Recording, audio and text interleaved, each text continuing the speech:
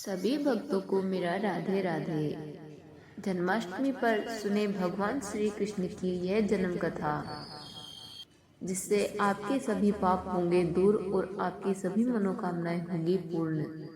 भाद्रपद कृष्ण अष्टमी को श्री कृष्ण जन्माष्टमी कहते हैं, क्योंकि यह दिन भगवान श्री कृष्ण का जन्म दिवस माना जाता है।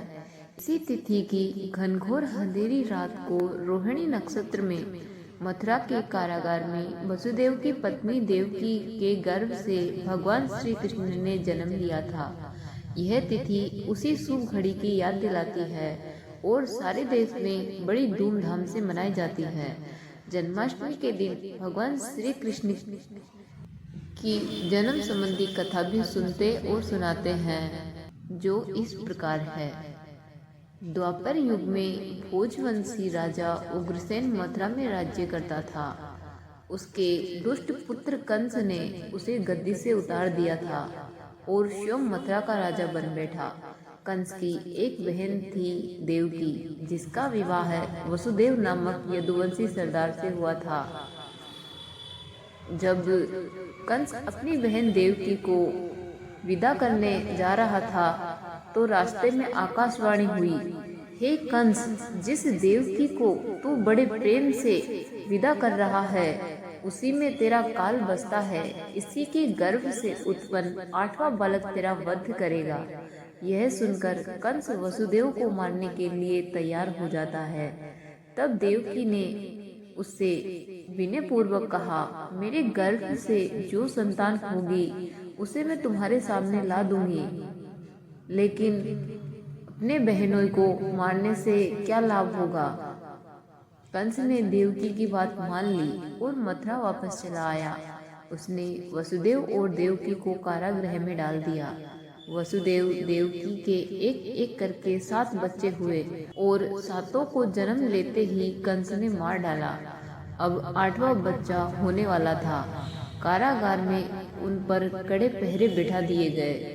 उसी समय नंद की पत्नी यशोदा को भी बच्चा होने वाला था। उन्होंने वसुदेव देवकी के दुखी जीवन को देख 8वें बच्चे की रक्षा का उपाय रचा। जिस समय वसुदेव देवकी को पुत्र पैदा हुआ, उसी समय संयोग से यशोदा के गर्भ से एक कन्या का जन्म हुआ, जो और कुछ नहीं सिर्फ माया थी। जिस कोठरी में देवकी वसुदेव कैद थे, उसमें अचानक प्रकाश हुआ और उनके सामने शंख, चक्र, गदा, पद्म धारण किए चतुर्भुज भगवान प्रकट हुए। दोनों भगवान के चरणों में गिर पड़े।